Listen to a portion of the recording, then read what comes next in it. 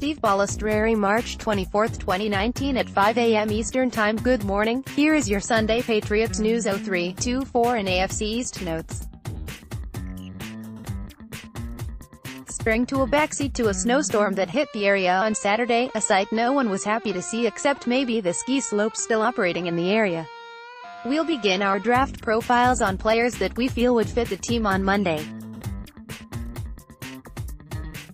Also, we're doing a special Patriots 4th and 2 podcast early this week on some of the potential fits for the team in the draft. Be sure to check for that. In case you missed it, our first mock draft 1.0 attempt at building the 2019 Patriots roster is in the books.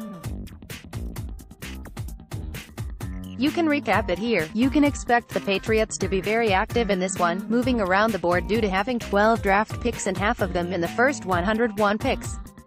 Quick hitters: Bill Belichick was in Hollywood with Linda Holliday, and as the pair came out from dinner and were awaiting their car from the valet, the paparazzi descended on Bill in force.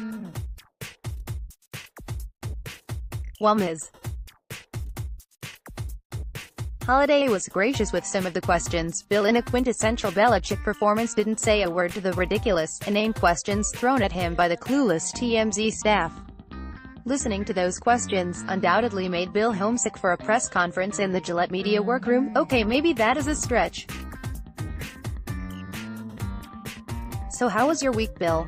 Stephon Gilmore freed up $5.67 million of cap space by converting $8.5 million of his contract into a signing bonus, which was reported by Field Yates of ESPN. That move gives the Patriots some much-needed space and comes just at the right time as the team is supposedly in negotiations with kicker Stephen Gostkowski on a new contract. Do you think Tom Brady is slow? Maybe on the football field, but watching Brady zip down the ski slopes in the Rockies faster than we can drive any morning on the Mass Pike was a bit disconcerting to watch. Can't imagine the team was thrilled to see that.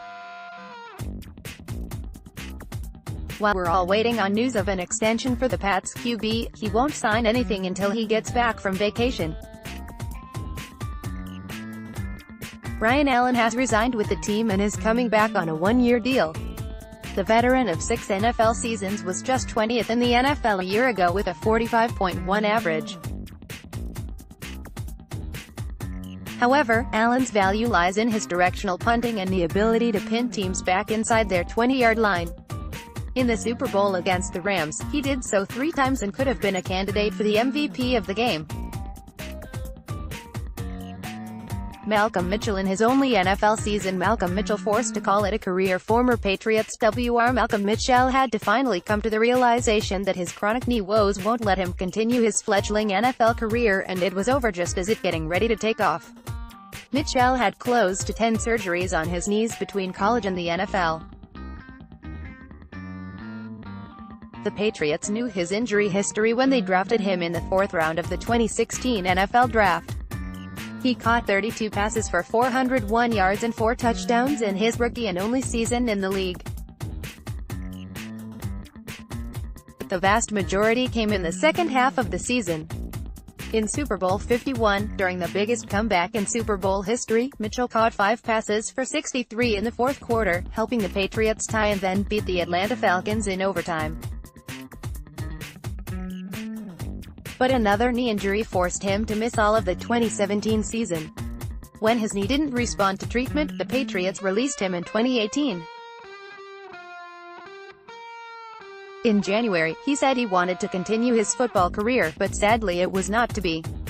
At an event at Georgia, he announced he was done with football. After struggling with reading, he joined a women's book club and later became an author of his own children's book, The Magician's Hat.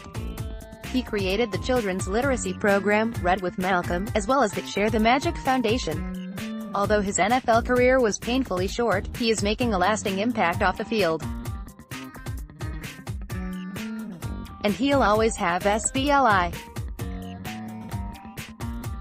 Expect the Patriots to make a tackle selection early in the draft. With the free agency losses of both Trent Brown and swing tackle Adrian Waddle, the tackle position on the Patriots' offensive line has gotten much thinner. And with last year's top draft choice, Isaiah Wynn, 23rd overall selection, coming off of an Achilles injury, it makes things even more uncertain. That's why we expect the Patriots to make a tackle selection early in the upcoming draft. If Wynn is healthy and ready to go for the season, it would put he and veteran Marcus Cannon at the tackle positions. Wynn has yet to play a snap in the NFL, and their backups are limited to practice squad player Cole Croston, Dan Skipper, and Riker Matthews. Even with the legendary Dante Scarnecchia coaching the offensive line, that leaves too much of an unknown factor in the mix. During our first mock draft, we had the Patriots taking Greg Little from Ole Miss as a tackle. He's one of the best pass blockers in the draft and can play left or right tackle. He could be the swing tackle in 2019 and be prepared to take over for Cannon in the future if all works out well for Wynn. Achilles injuries are different from everyone. Vince Wilfork told Mike Reese that it took him a full year and a half before he felt right again. Patriots visible at numerous pro day workouts. Bill Belichick was on hand at the recent pro day workouts in Alabama and Georgia, getting an up-close look at several of the players who will hear their names called in the upcoming NFL draft.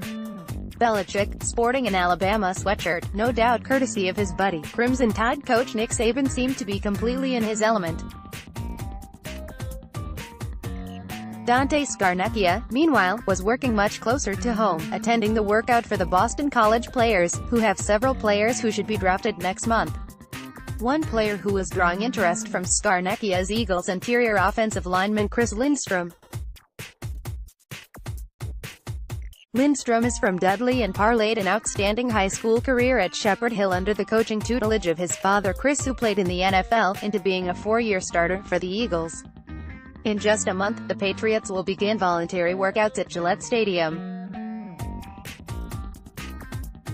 4 Patriots throw support for education bill at the State House. 4 of the Patriots, Devin McCourty, his brother Jason, Duron Harmon and Matthew Slater, all members of the advocacy group, the Players Coalition, testified on Friday in support of Sen. Sonia Chong Diaz's education bill, the Promise Act. The Players Coalition stated goal is to make an impact on social justice and racial equality at the federal, state and local levels through advocacy, awareness, education, and allocation of resources. Chong Diaz's bill, one of several, has been backed by teachers, parents, mayors and education advocates. And she got the blessing of 4 of the Patriots' star players. The goal of the bill is to bridge the gap in education spending between richer and poorer communities. These young people have inspired us in our day-to-day lives. We know that they are the future of our region, our nation, and our world, said Patriots safety Devin McCourty. And we are confident that if we give them everything, we could give them a million things. We are prepared to battle for our children, said Devin McCourty. Patriots still waiting on a Gronkowski decision. Patriots tight end Rob Gronkowski still hasn't decided whether to return for the 2019 NFL or to retire. Mike Giardi of the NFL Network said that several members of his family are worried about the long-term health of the big man, not just from the surgeries to his back, knee, and arm but also the blows to his head. If Gronkowski does indeed retire, it would add nearly $10 million in salary cap space but also leave a tremendous hole at the tight end position. Regardless, the Patriots are expected to add the tight end position in the upcoming NFL draft, where several intriguing options exist. They have to start grooming a potential successor even if he does return. New Matt LaCosse was ecstatic after signing a 2-year deal worth about $4.8 million last week. "It's an honor to be here," he said. "Great franchise, great players, great coaches. Just the history behind this franchise is unbelievable. Just to be here and to see all that happens here and to be a part of it is huge. It's awesome." LaCosse will bring an immediate upgrade at the backup tight end position in the passing game, as he should have little trouble passing Dwayne Allen's 13 receptions in 2 years, including only 3 in 2018. However, Allen was one of the better blocking tight ends in the league. LaCosse has a long way to go there. Eastbound and down AFC East Notes, Bills continue to add depth. The Buffalo Bills added a trio of players this week, signing guard John Feliciano from the Raiders as well as tight end Jake Fisher and linebacker Maurice Alexander as they continue to build the depth of their roster. Feliciano is an intriguing player. Stuck on the depth chart behind center Rodney Hudson and guards Kelechi Osemele and Gabe Jackson in Oakland. He started just 8 games in 4 years but appeared in every one. Known as a very physical player who has a mean streak, he'll immediately vie for starting reps. Fisher was an offensive tackle who lost some weight and converted to tight end. The former second-round draft pick is on a 1-year contract. He'll be used as a blocking tight end or an extra offensive lineman. Alexander came over from the Seahawks where he was a reserve safety and special teams contributor. He'll probably be the big nickel linebacker and STs for the Bills.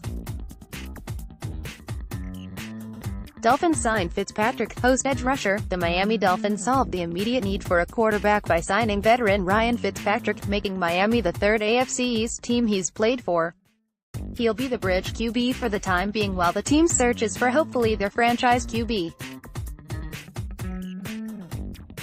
Miami watched Dwayne Haskins and Drew Lock at their respective pro days.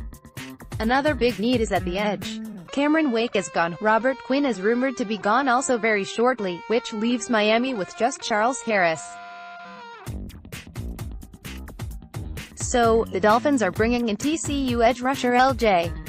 Collier, who is a shorter, more compact player who was considered a late-round prospect. But a good week in Mobile at the Senior Bowl may have changed the Dolphins' perspective on him. Jets need help at center. Was Nesky on the radar? The New York Jets have struggled to run the ball the past 2 seasons and have given up an inordinate amount of pressure up the gap because of poor play at the center position. Spencer Long had a nightmarish season and was cut loose. Many expected the Jets to target Matt Parity from Denver or Mitch Morse of the Chiefs in free agency.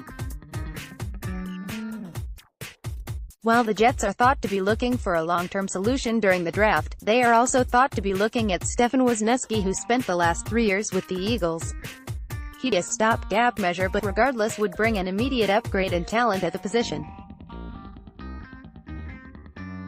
With the Jets looking to make a big step in rebuilding the team with a young QB and Sam Darnold, they can't have running for his life every week.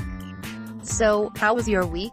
Follow me on Twitter at SteveUp7SFG or email me at emailprotected. Listen to our Patriots 4th and 2 podcasts on Blog Talk Radio as Russ Goldman, Derek Ivans and myself from PatsFans.com discuss the latest Patriots news and game analysis.